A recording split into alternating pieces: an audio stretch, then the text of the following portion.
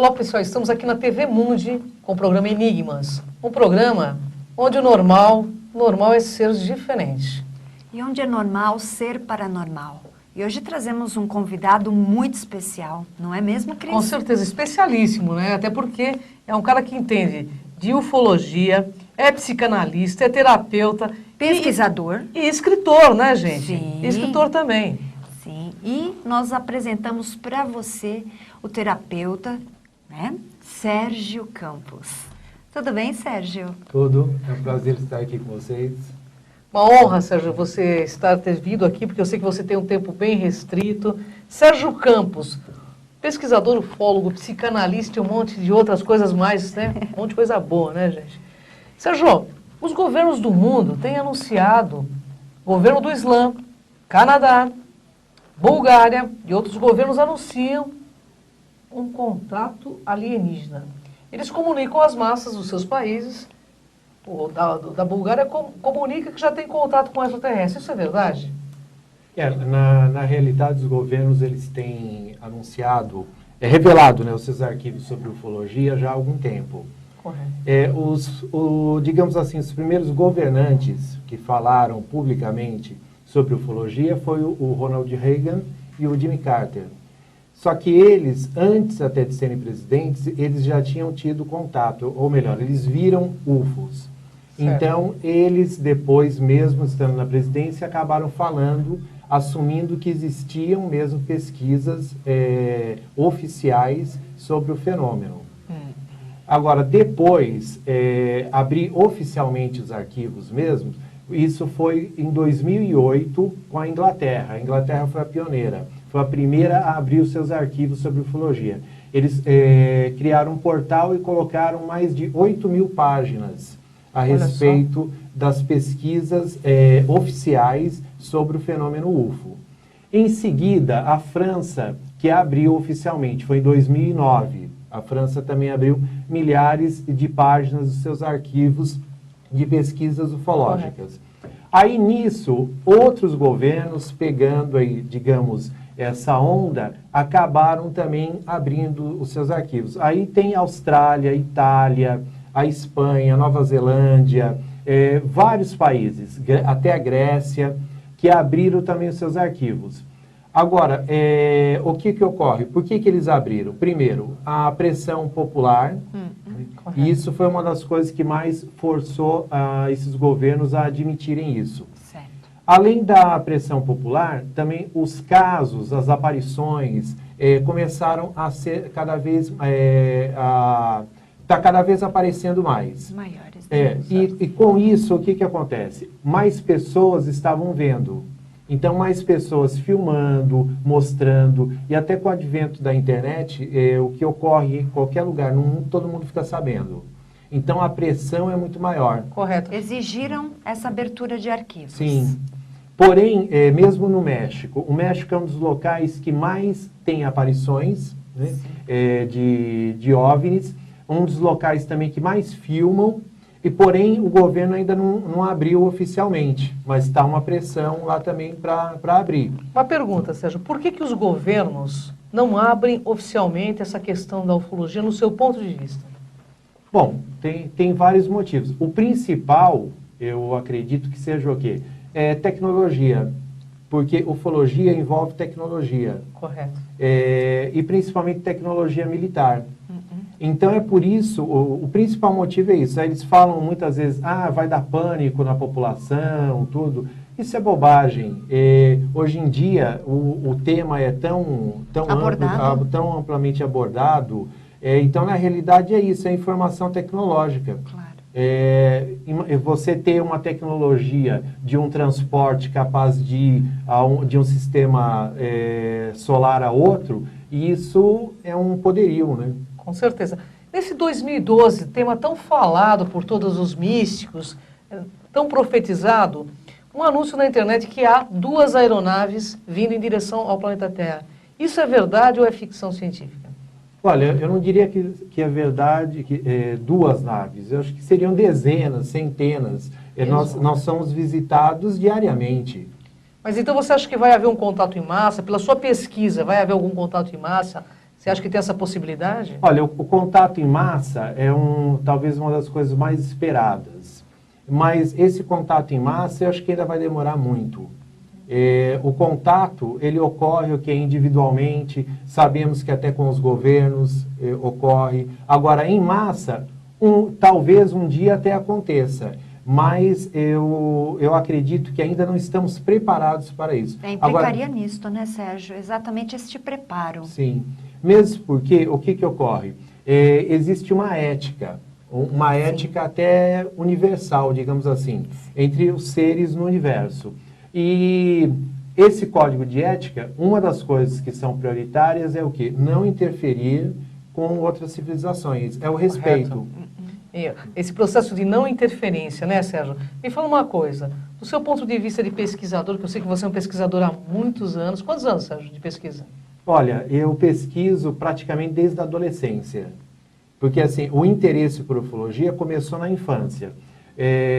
Tios meus, parentes mais velhos, tinham já contato, eles eram do interior de Piracicaba. Correto. E lá tinha muita ocorrência de casos, viram naves, seres. Bom, até um meteoro caiu no sítio do meu avô. Olha só que interessante. Então, quer dizer, a atração pelas coisas do espaço vem desde a infância. Sérgio Campos, aquele caso Prato que houve no Brasil, que foi muito comentado, onde o coronel Irangê de Holanda, aquilo foi uma realidade. Como se porta a ufologia brasileira, como os governos se portam em relação a essas questões aqui no Brasil? Então, por exemplo, o Brasil abriu seus arquivos sobre ufologia, os arquivos oficiais, né, a FAB abriu em 2010. Né? Foi até uma campanha da revista UFO, de Gevaer, que encabeçou essa campanha, e o governo acabou abrindo. Só que o que ocorre? Mesmo a Inglaterra abriu 8.000 páginas de arquivos. Porém, o que mudou? Para nós não mudou nada, né? Por quê? Os casos mais importantes, realmente, eles não revelaram. Os documentos, o que eles mostram, a maioria, assim, são retalhados. Nomes de pessoas, fatos importantes, são escondidos, eles riscam. Então, fica, assim, um documento meio falho. E os casos mais importantes no Brasil também, como o caso de Varginha, a Operação Prato, que envolveu todo o exército, toda uma campanha, que foram até o local, ficaram lá muito tempo. Agora, o que tem de positivo nos governos abrirem os seus arquivos? O que tem de positivo é que, pelo menos, pesquisadores, ufólogos como eu, que desde a infância eram chamados de loucos, comprova-se que não. Comprova-se que pelo menos não totalmente. Porque oficialmente os governos assumiram que existe. Então, o mais importante é isso. Porque se oficialmente os governos assumem que existe. Assumem que existe. Porque a partir do momento que eles abriram os seus arquivos, que pesquisaram e mostraram que o fenômeno existe, objetos voadores não identificados, lógico, não quer dizer que todo objeto voador não identificado é uma nave tripulada com um ser vindo do espaço. Sim, mas, porém, digamos que 10% dos casos pesquisados, ou 5%, sejam verdadeiros, então, quer dizer, comprova que existe vida inteligente no espaço. Nós temos algum vídeo aí que você trouxe para a gente assistir, pessoal?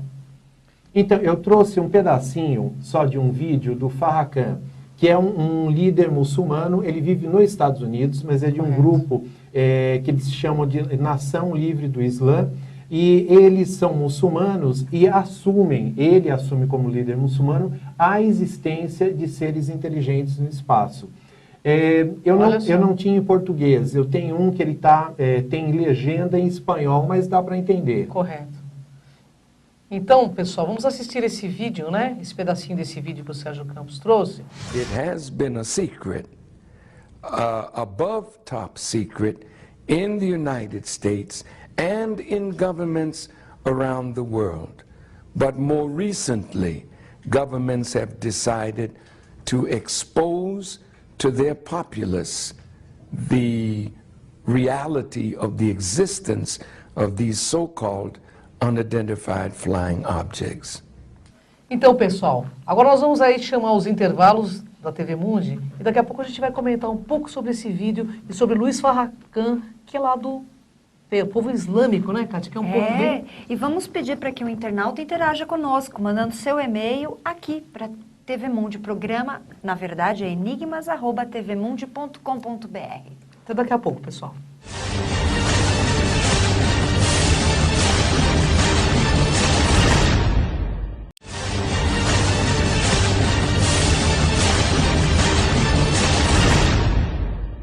Pessoal, estamos aqui de volta no Enigmas, aqui na TV Mundi, com o Sérgio Campos, ufólogo, psicanalista, terapeuta. Ele vai falar um pouco dessa questão do Islã. Porque o Islã, né, Kátia, nós estivemos no Egito. Nossa, é um povo que tem muito fechado, né? Eles têm lá um trabalho entre eles, nada é difundido. Então, esse vídeo realmente É surpreendente, bem né? interessante. Bem surpreendente, né, Sérgio? Vir do Islã um anúncio oficial sobre a questão de contato alien. Como é que você vê isso?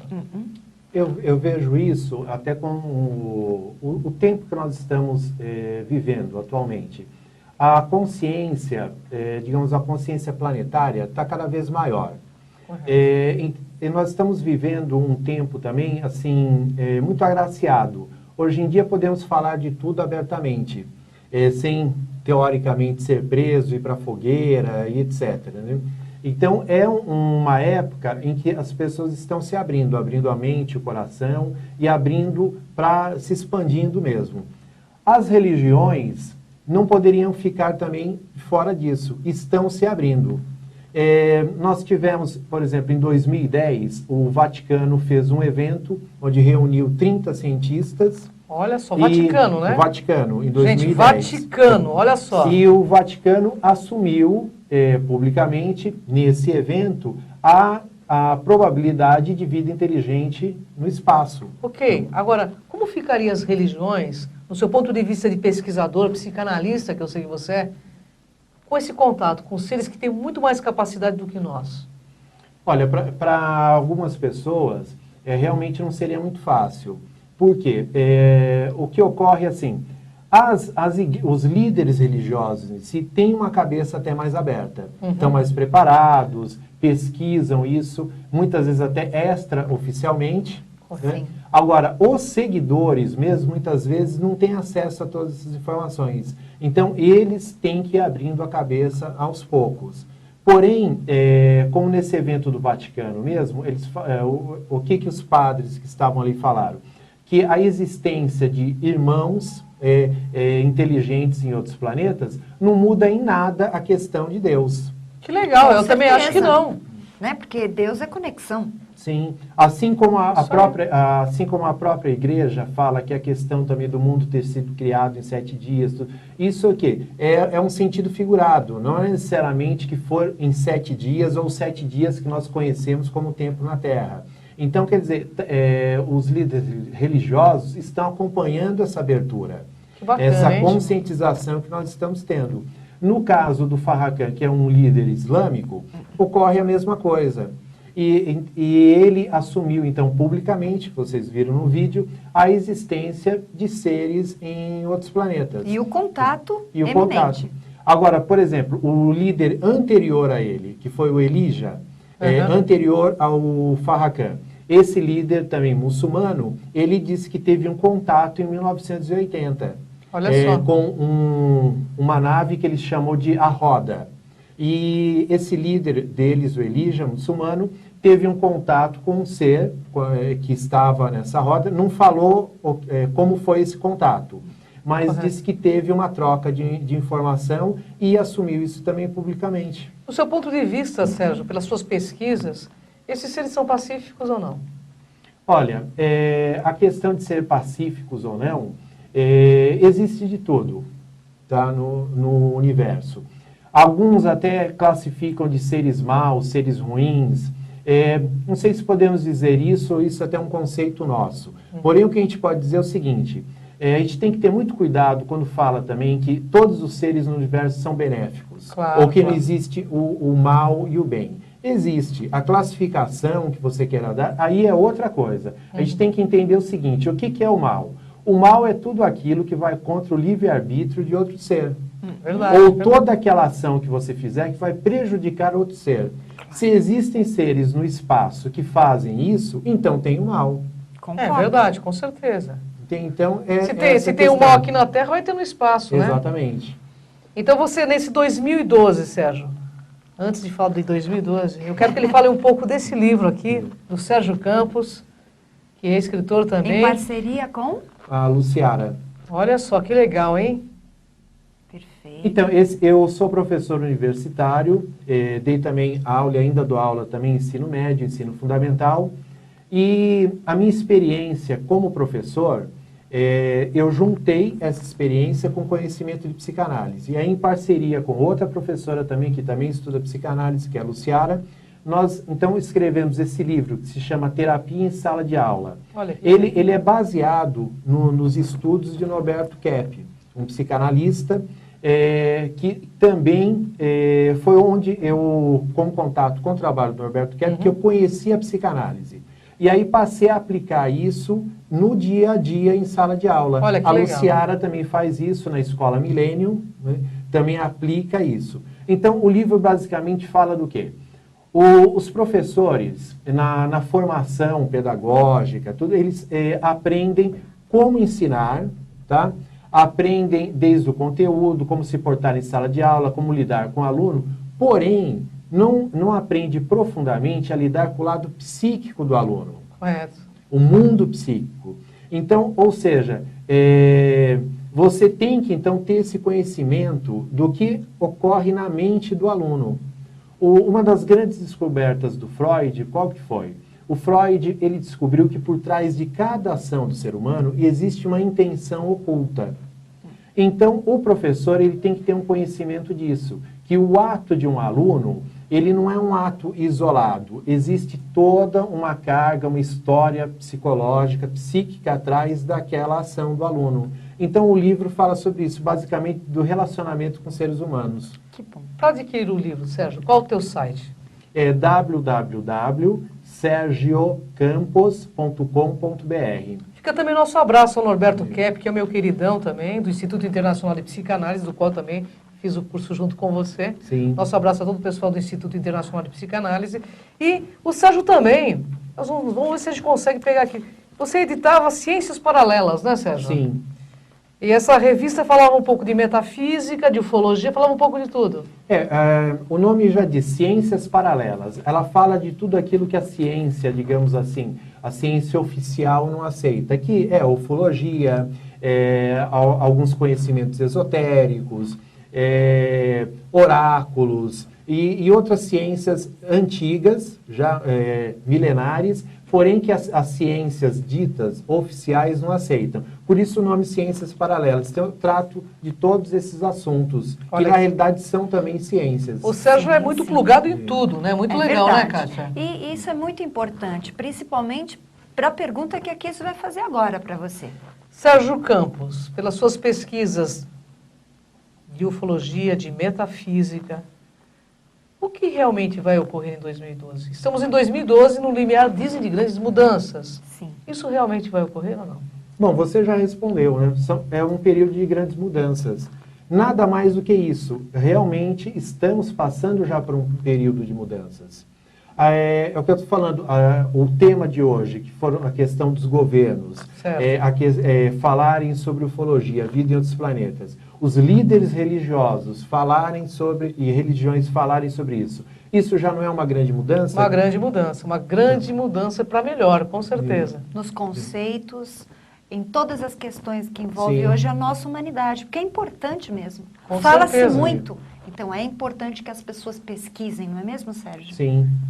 Agora, essas mudanças, elas vão desde mudanças naturais do planeta, tá?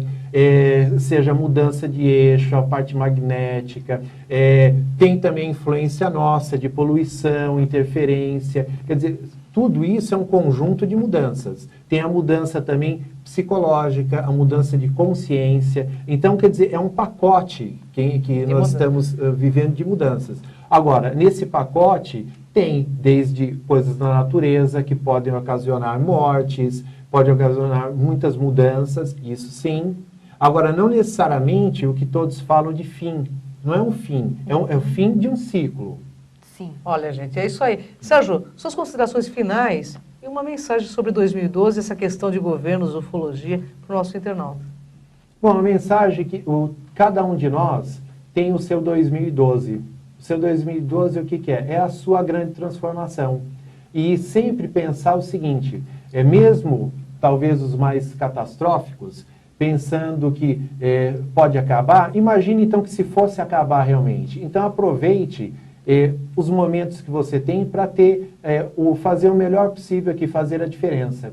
E eu, como espiritualista, que acredito numa vida espiritual, eu acho que o nosso propósito é retornar, voltar daqui, de onde viemos, melhor do que viemos. Com certeza, né, Kátia Gaia? Acredito firmemente nisso. E faça aí as suas considerações, observe bem o que foi dito, para que você tenha o seu próprio discernimento. É isso, né? Kátia Pesquisa Gaia? mesmo. Gente, como dizia Chico Xavier, que foi um grande médium, uma grande figura humana, a religião chega, abre uma picada. A ciência passa por cima e abre uma estrada. Até o próximo Enigmas.